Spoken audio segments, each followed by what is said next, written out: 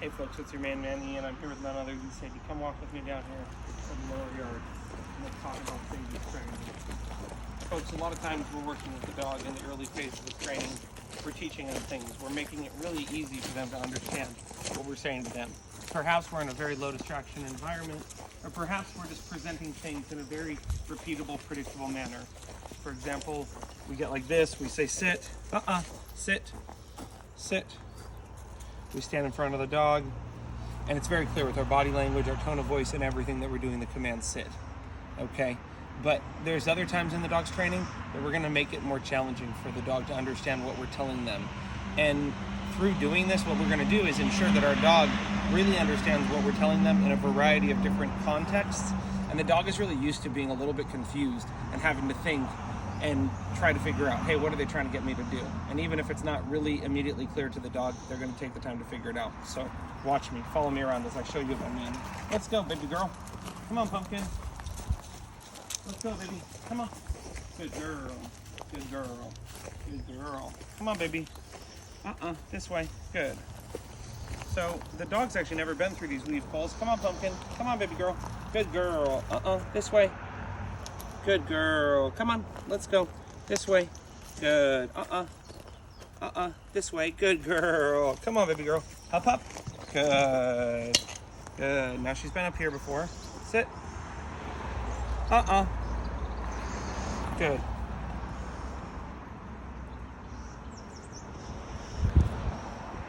Good, baby. Oh. Oh, hurry, get that. Okay, come on, pumpkin. Come on, baby girl. Let's go.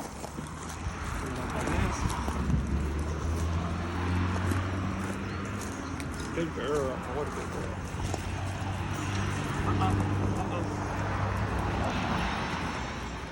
Up, up. Good girl. Sit. Good. Down. Down. So you'll notice I'm not using as much food. I'm not even really looking at her. I'm really using the leash to communicate with her what I want her to do. I'm just using the leash, saying the command, using the leash, guiding her into the command. Good girl. Sit. Down.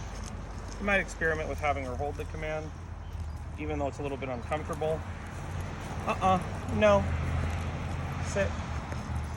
Down.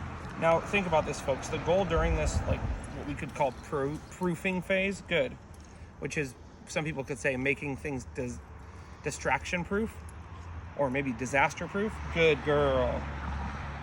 Good. Let's go. You don't have to have 100% success. All you really have to do is just practice. Come back this way. Sit. Good. Down. Down. Down.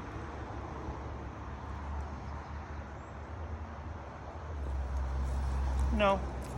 Down. No. Down. Down. Sit. Down. Down. All you're really trying to do is learn how to work together with the dog when things are confusing for you and the dog. Like right here, she's maybe confused, maybe it's a little bit warm on the ground, maybe she just did it down, and I get to decide, hey, do I want to use more pressure and force her into a down with the prong collar, or do I want to use food and pay her? And I get to experiment in the proofing phase with trying to use more pressure, to use more rewards, to slow things down, to speed things up, all with the goal, sit, down, break, of making the dog better in general, good, in paying attention to me, doing the commands the first time I say them, maintaining commands for long periods of time. Let's go. Doing commands with enthusiasm. Perhaps stopping other behaviors. And so it's like everything I'm doing, I'm just thinking about, hey, what can I work on here that's going to improve the communication? And I do that by mixing it up, making it very different for me and the dog. Sit, down, no, down,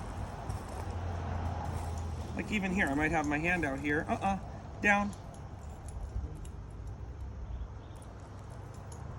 No. Down.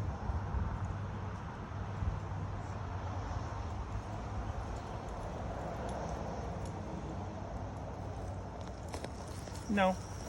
Down. Good. Just having my hand out is a distraction for her. Just her thinking maybe there's food in here, I should stay in the upward position versus giving a clear hand signal. Down. No. Down. Oh, you're good, sweetie. No, down. Down. Nope.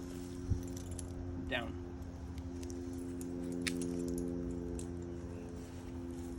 Good. Good. Down. Down. How do I help the dog through problems? How do I repeat commands in a way that actually helps them? How do I use my body language to help them? And as I work with them, how does this get them towards that eventual goal of me not having to repeat myself or manage them a bunch, but I just say it, they do it, or honestly, they just kind of have a general idea of what to do and they just kind of figure it out on their own.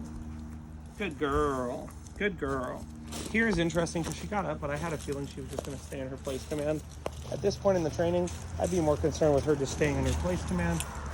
Place. I hold the leash pressure just like a few seconds after she sits down to add a little bit of a consequence. Place. No. 1, 2, 3. Place. I'm really not using much pressure at all.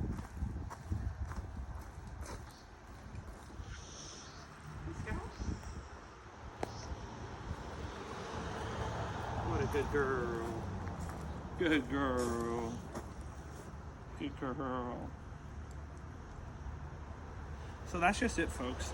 A little session. You know, how long were we going for, Alondra? 7 minutes. 7 minutes long. Just working on mixing it up, doing things differently in a small yard like this. Folks, you don't have to go out into the world of distractions to master training with your dog. What you do need to do is practice in an environment like this where you yourself and the dog together are changing it up, mixing it up, becoming challenged, and then overcoming things and feeling that bit of success of going, oh man, that was challenging, but we succeeded. And then the next time you do it, you make it a little bit more challenging and a little bit more challenging and a little bit more challenging. And then believe it or not, folks, I promise, when you then go out to the real world, you're gonna notice what we notice all the time. Oh my gosh, my skills are at such a level and the dog's skills are at such a level that the things that used to bother or frustrate us, they're no longer a bother or frustration. Come over here and look at this dog. Look at how happy she is. Sadie, folks, remember as always, we don't blame them. We train them, huh, muppies? See them.